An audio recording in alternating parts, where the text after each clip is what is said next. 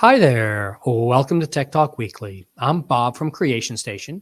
This is our weekly show where we give you three, four, we probably have more today, stories that are fun and in the news, give you something fun about the library and send you on your way in about 20 minutes. How many Diet Cokes? I'm a Diet Pepsi person. How many of those do you drink in a single day? That you might be interested to know. You can get away with quite a lot of them. But first, Soriani, how are you doing? I'm doing good. How are you? I'm doing great. So tell everybody you're one of our Creation Station interns and you're out at the Southwest Regional Library, right? Yes. So what are you guys doing out there for summer projects? So we're making a bunch of videos about different banned books and like educating people on like why they shouldn't be banned, why they are banned, and just like overall spreading awareness. Good. That sounds, we could definitely use that, getting Mhm. people out there aware of what's available and why it's available, because we all need to learn something different and new. And speaking of new, this is just from yesterday's news. We talk about AI a lot. Have you been using like Midjourney or any of the AI art stuff? Yeah. So, oh, and also, what other languages do you speak? I only speak English. So, yeah, same here. I cannot. My wife's full Spanish, Puerto Rican. Me, I just can't. Yeah.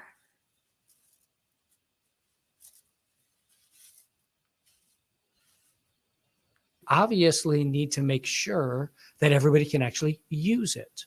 Mhm. And so Adobe, which uses their thing is called Firefly. It's an AI art generator. They just announced yesterday that they have added 100 new languages to the list of things you can speak to their AI in and work with to create your images and ideas. Wow. Did you get a chance? Did you see that?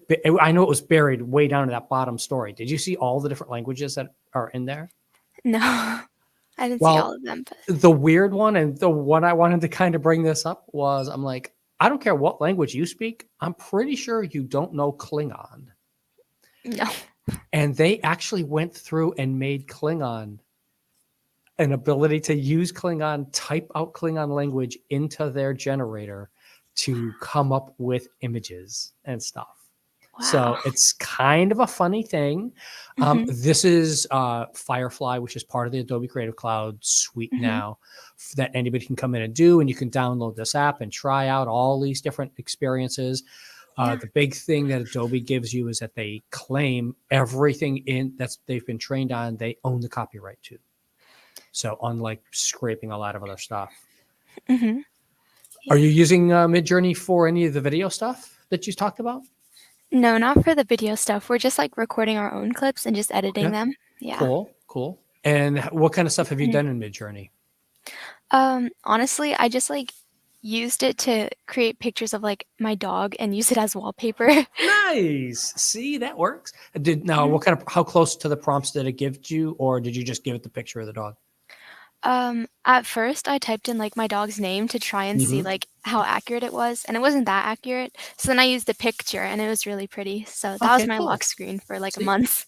oh, nice, nice, nice, nice. And see, those are the kinds of things that it makes a lot of sense for because that's something that you couldn't get anybody else to do easily and quickly for you, and you're Yeah. going to use it and then not use it again for any time. So it's not like you're doing anything with taking somebody else's job away. Because I don't think there's any real artists out there that are custom drawing dogs Yeah.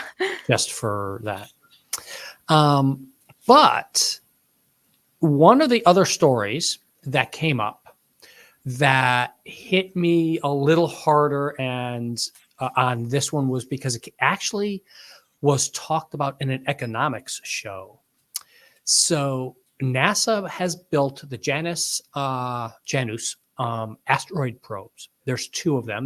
The Janus probes are supposed to go out to an asteroid and do some really good research on detecting those things. We've talked about on the show a couple of months ago. We did some visits to an asteroid already, and the European Space Agency has visited one. And they're going to leave these two satellites on the ground because they can't launch them. $50 million in. What do you think? Did you understand why they have to do this? I didn't understand like why they couldn't launch it, but like I just understood that they had a lot of money to make it and it just like never happened. Yeah. And basically what happened was Mhm. they were able to make the satellites. They're Mhm. able to make these designed, all the science behind them seems to be working right. The communications protocol, which is really important, that was brand new for these two plus another Psyche, which is the other one that is going out to an asteroid, is all working well, except for the fact of COVID-19 Mhm. Mhm. delayed the rocket launches. Oh. And everything in the solar system is moving. It's not like nothing stays stable, nothing sits in one space. And so as the asteroids are circling, they're going around they're orbiting the sun. But as Mhm. they're orbiting and the Earth is orbiting too, there's two different times. And now that we don't have a rocket that can get these out there to that particular section of the asteroid belt for another decade or two, Oh wow. because it's going to be on the opposite side of the sun from us as we're going through, because it got delayed by all these other things. So they're going to try and repurpose them and see what they can do. But right now they're just going to be locked up in storage. And the reason this story caught my eye was it was like, yeah, well, this is what happens. You Mhm. plan these things way, way in advance and launch so that you can get to that spot at the right time. And then it's like, well, sorry, nope. If we missed the launch window, we missed the launch window. That's trying to go to Mars. It's multiple years sometimes to get to Mars instead of months because of where they are in the solar system compared to Earth. So Yeah. it's going to be interesting. Mhm. Yeah. And then now, did you pay attention to Artemis at all when it launched last year? Yeah. Did you like that one? Yeah, I did. Are, My are you? teacher Yeah. Tell me. like my teacher was super into science and stuff, so like the whole like quarter she just had us researching, doing little projects. It was really nice. Excellent. And that's one of the things that is happening here. One of the good things about this, Mhm. the moon is staying where it is. We know where the moon's going to be. The moon's only going to be 3 days away at the most, Yeah. for the most part. So there are a minimum of three more coming up between now and the end of the year. So over the next 6 months, you're going to hear us talk about this on the show.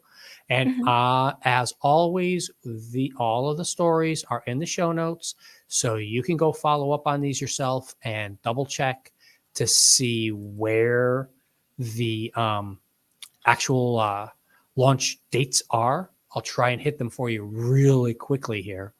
Okay.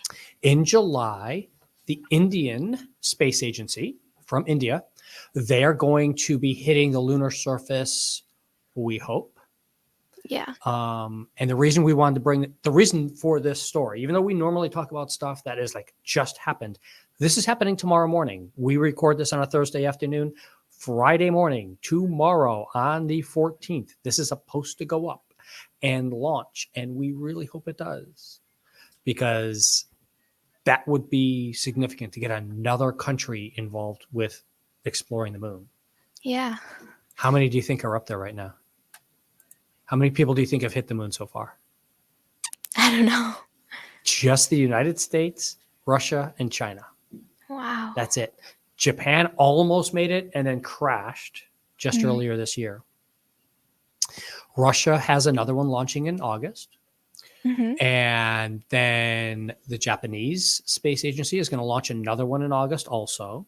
So we have a couple of more tries before the end of summer comes up. So by the time you're back in school, Mhm. in theory, three more tries to land on the moon.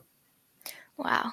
I think it would be like so much more easier if like everybody would just work together instead of constantly competing. Huh, gee, what about that, huh?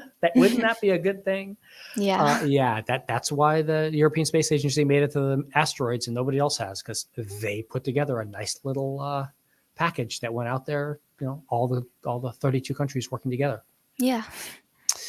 There is one more that's going up by from NASA also that might or might not make it up there, the IM-1, but that Mhm. is not an official slated. It's third quarter, which technically the third quarter expires at the end of August, and they don't have an exact date yet, so we don't know. But the reason that one's really important is that is the one to go check for ice on the south pole of the moon. And Oh, yeah. So tell me, why do you think that one's important? because like any sign of life is like important, especially not on Earth. Yeah.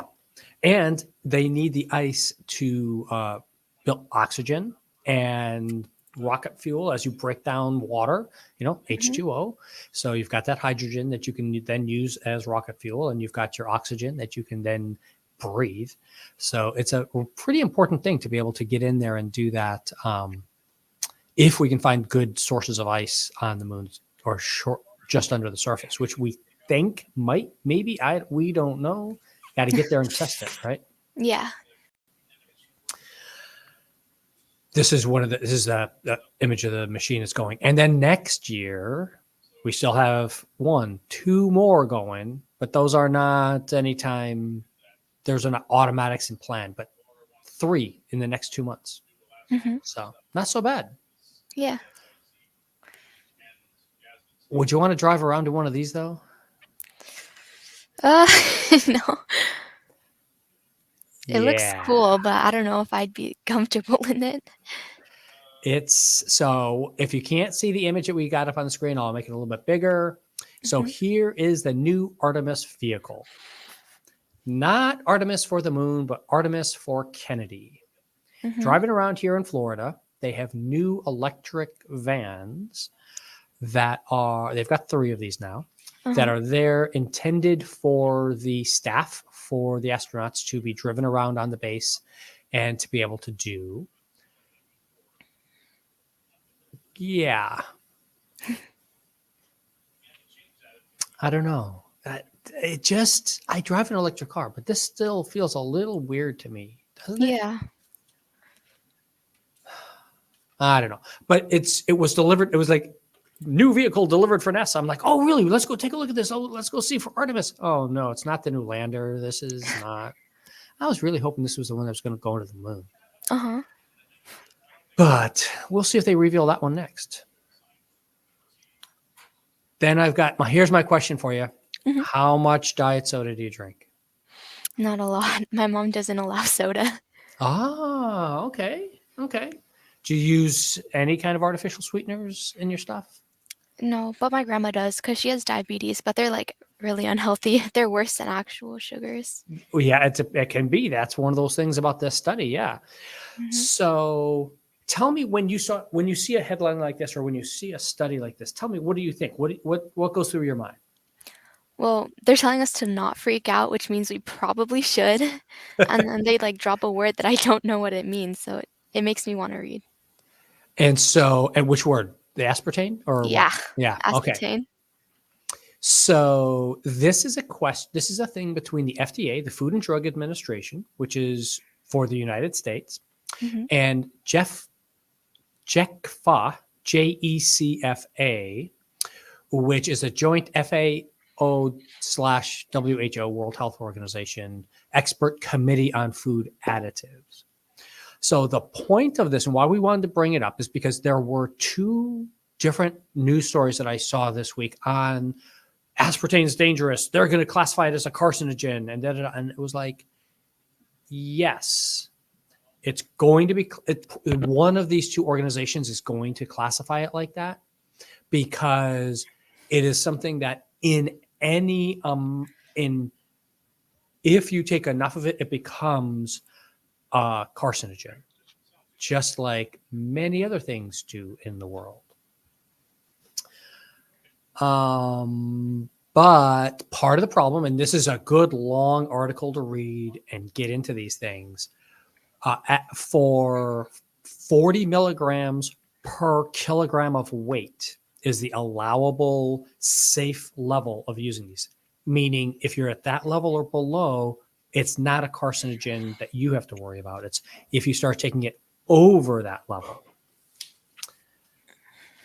So you would need to drink 17 cans of Diet Coke a day, and you would still not be in the danger level. You'd probably be in the danger level for other things. So Yeah. your life really needs to be looked at if you're doing 17 cans of Diet Coke a day.